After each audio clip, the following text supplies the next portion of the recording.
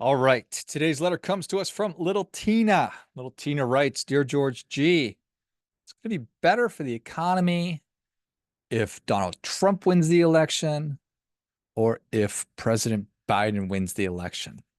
What a question. What a question, Little Tina. Appreciate you writing in. Thanks for asking. And certainly appreciate when people are trying to make heads and tails out of what's going on.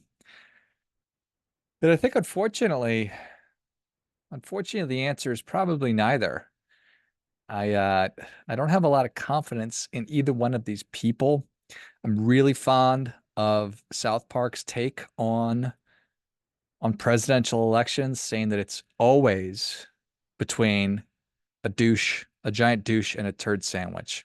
If you're not familiar with those South Park episodes, definitely encourage you to check that out. Just enter into your favorite search engine, South Park, giant douche versus turd sandwich, and it kind of comes up. So, briefly on the presidential debates, just from my perspective, I find it to be fairly depressing. It was a couple years ago that people realized the power of narrative, and everybody was talking about narrative and telling your story and selling with story and getting your point across through story. And it's smart because it's effective, right? Stories are sticky, they're identifiable. Like they're these wonderful tools or devices for getting people's attention and tapping into emotions and just moving people to some kind of action. When it comes to presidential politics, it's how do I get this person to vote for me? Either they're really going to like me or they're really going to dislike that person. And how does it all shake out? But the bad part is we lose the substance. We lose facts, we lose policy, we lose hard data. There wasn't any of that going on last night. It was all, I'm the best president ever, and that guy was the worst or is the worst president ever, to which the other guy said, I'm the best president ever, and that guy is the worst president ever. I mean, it's that whole meme where Spider-Man is pointing at Spider-Man or spy versus spy or whatever, or a snake chasing its tail. I could keep going, but I think that you get the idea.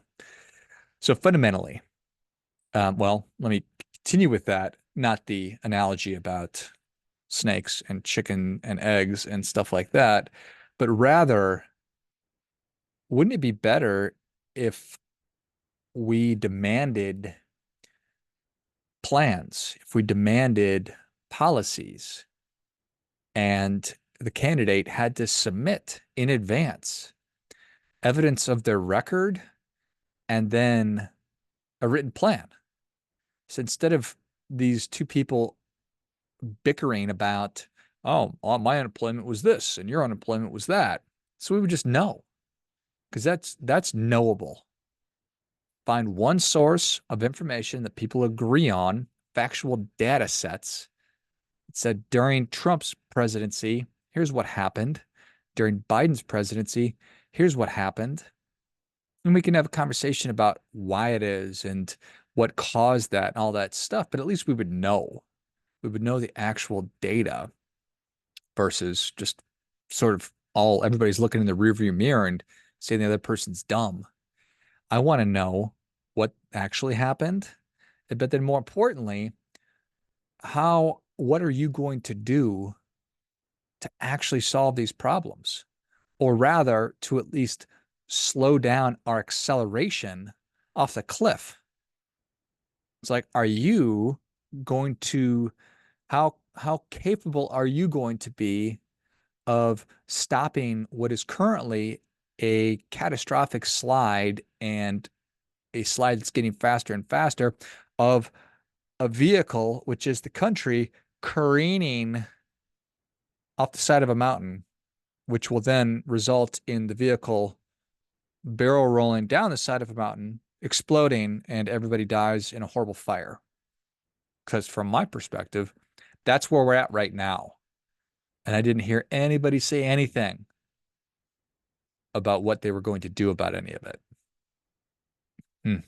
So that would have been nice. But what are you going to do? What are you going to do? And that's more of what I wanted to talk with you about today. I want to reinforce or bring to your attention the precarious situation that we're in. Because I think that we all have passing ideas about what's going on. And I'm not interested in painting some kind of a narrative picture. What I'm interested in doing is sharing with you the current state of play, where we are at right now. And I don't really care why we're there. I don't care whose fault it is that we're there. I just want to do something about it. I want to be pragmatic and say, hey, let's all let bygones be bygones. And instead of trying to put everybody in jail, prison for that matter, and calling people names and figuring out what's going on, here's what we do. I tell you what, here's what we can do. Let's let Biden and Trump play a round of golf, and whoever wins gets to be president. But then the actual House of Representatives and the Senate, they can get on the same page. Maybe we can do that.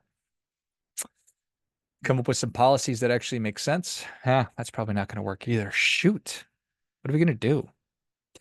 What are we going to do? Well, I'm going to talk about what you and I can do. Because with all these problems, with all these big problems, and these are really, really big problems, and I certainly acknowledge that it always feels like this is the worst that things have ever been. I totally get it. Feels really bad this time, but it felt really bad last time also, and it'll feel really bad next time. But when we are getting progressively worse, then it is worse than it was last time because things are worse than they were last time. So let's break this down and look through the numbers sort of briefly. I am going to, if you are watching this, or if you're not watching this, we're going to go to usdebtclock.org just so you can actually see what this program looks like. If you've not been to usdebtclock.org, I encourage you to go there. It is a real-time accounting of where all of our money is going. We've got our national debt. We've got United States tax revenue, and it breaks down everything from payroll tax revenue to income tax revenue and state tax revenue. And then we have our largest budget items. And then we have unfunded debt and interest. And then there's some interesting information about the US population. And really quick on that. The current US population is around 336 million people. Now, how many people do you think are actually income tax payers? How many of the 336,000 people, 336 million, are actually income tax people payers?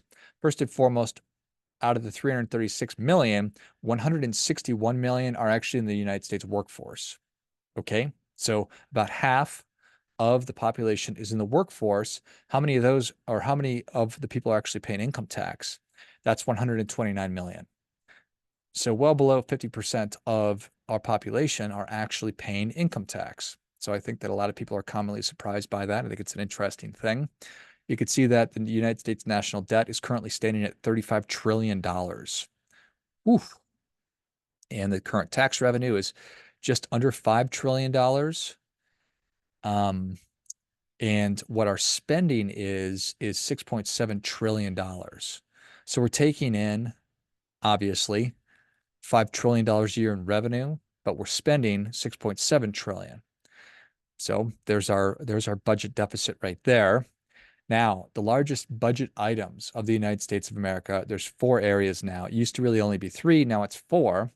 Number 1 is Medicaid, or rather Medicare and Medicaid at $1.7 trillion. Social Security at $1.4 trillion. Our national defense is at $900 billion, so almost $1 trillion. And then the 4th one, which is relatively new, is our interest on our national debt.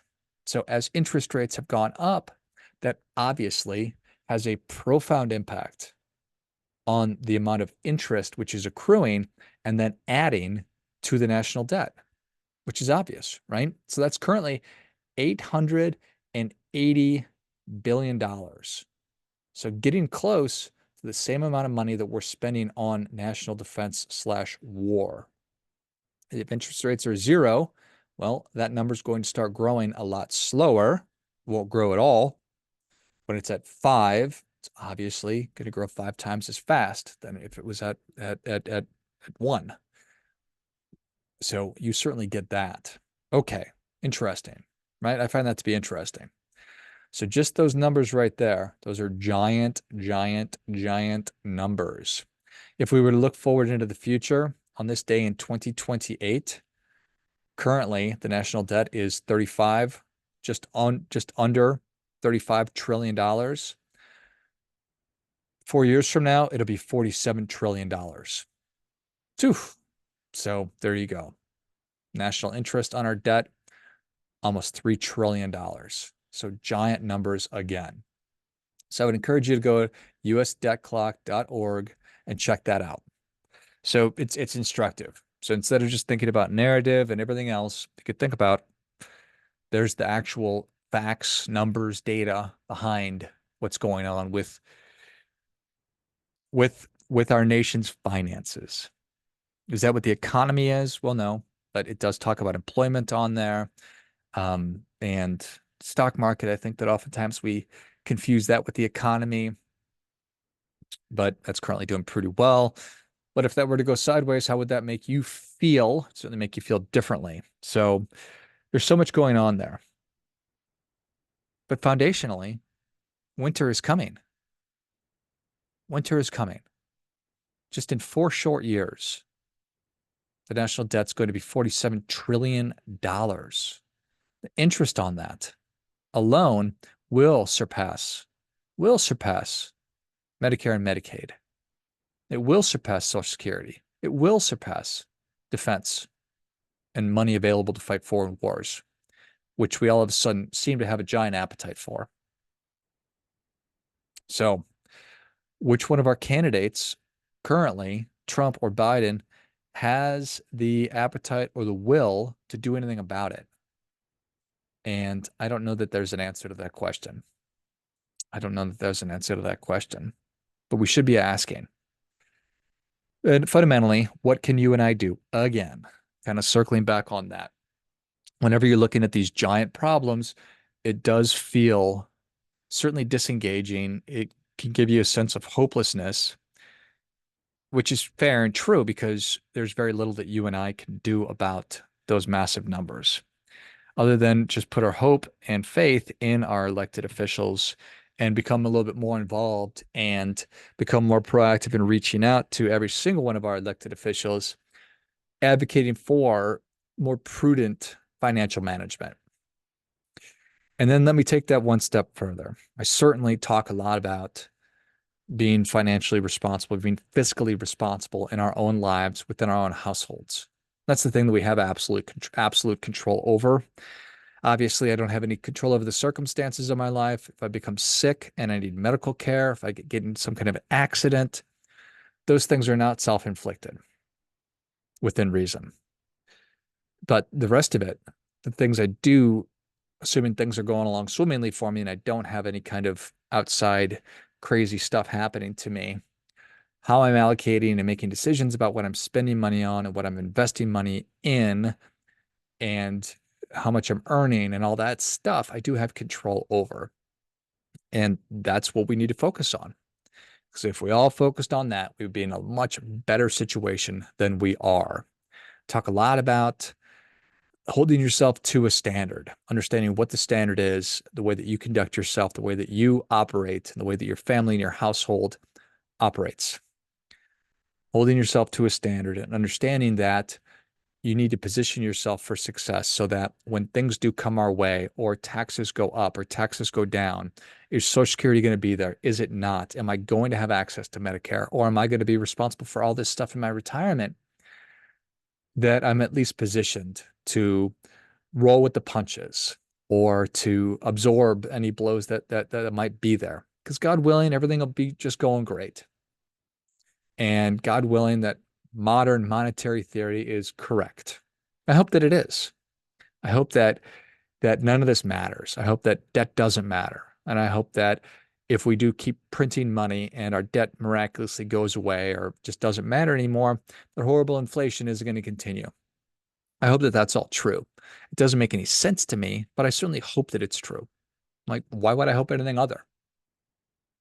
Certainly, if our officials, if our elected officials are not going to do what, from my perspective, from a common sense perspective, must be done, well, then I hope that the smartest people in the room are in fact correct.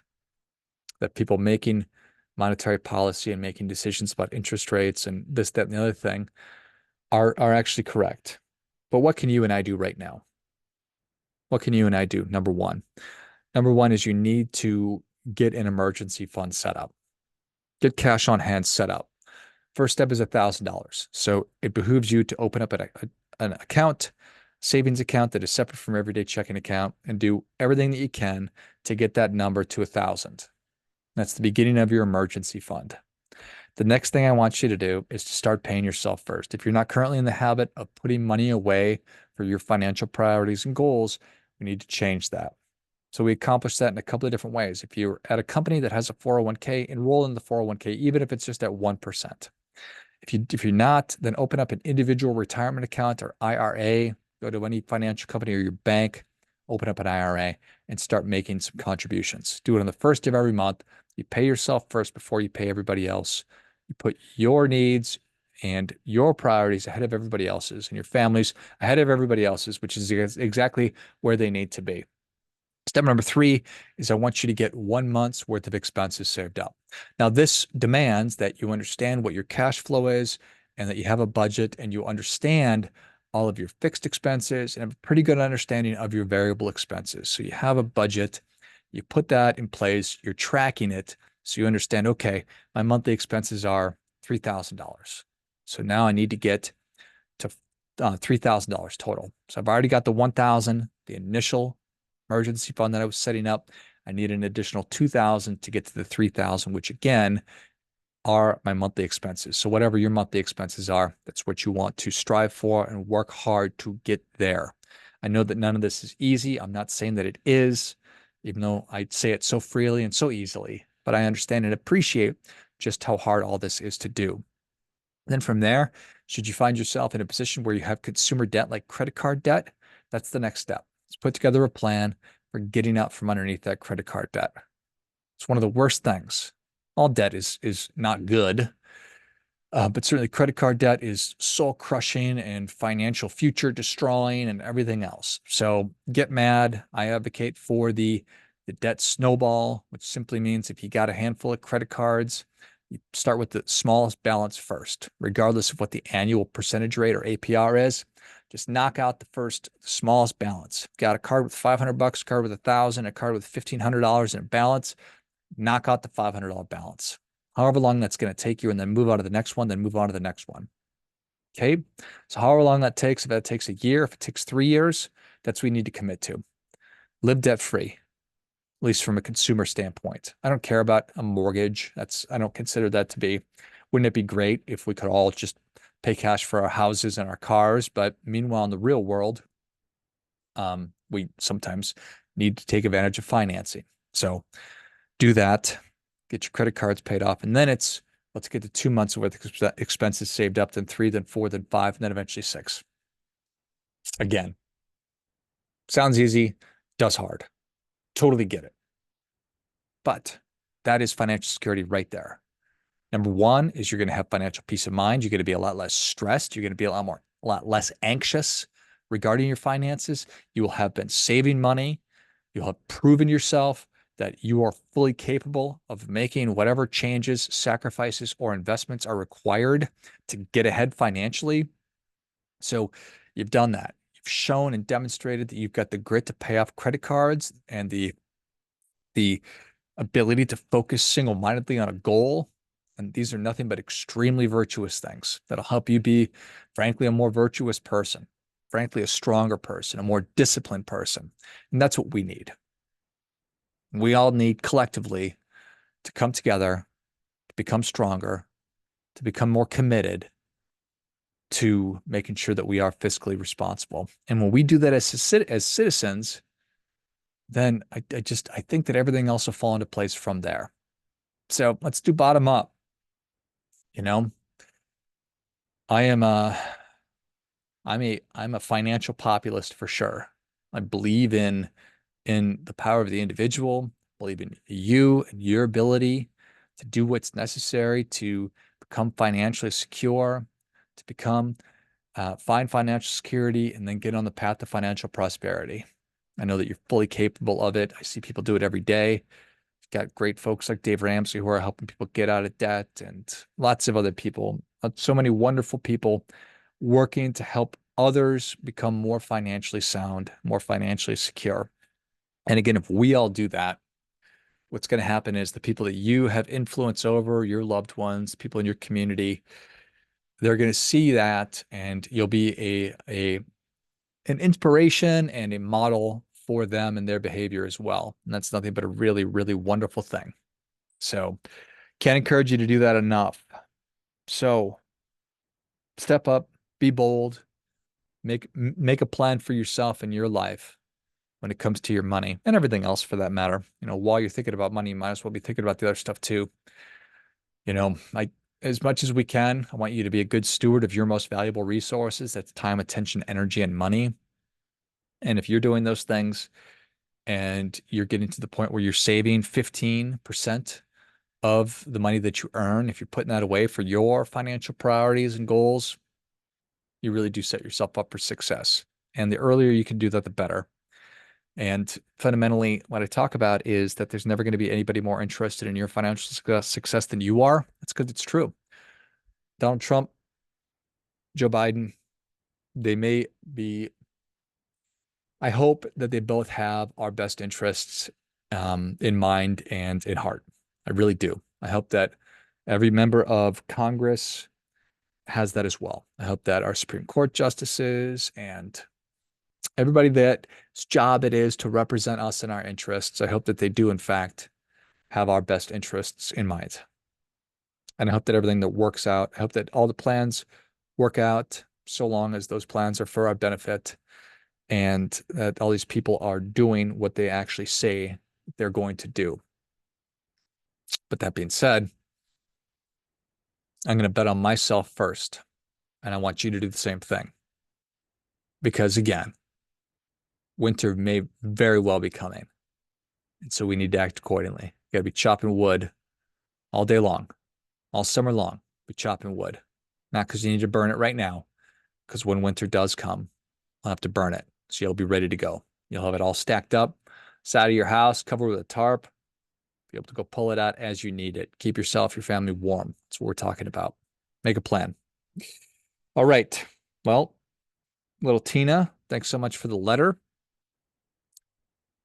We'll just have to see if it's time for term number 2 for President Trump or term number 2 for President Biden. Maybe the whole card table is going to get flipped over and we're going to see something totally different. That's above my pay grade, so to speak. Maybe be above everybody's pay grade, or maybe it's below it. Finally, again, friendly reminder. It's never going to be anybody more interested in your financial success than you are. So act accordingly.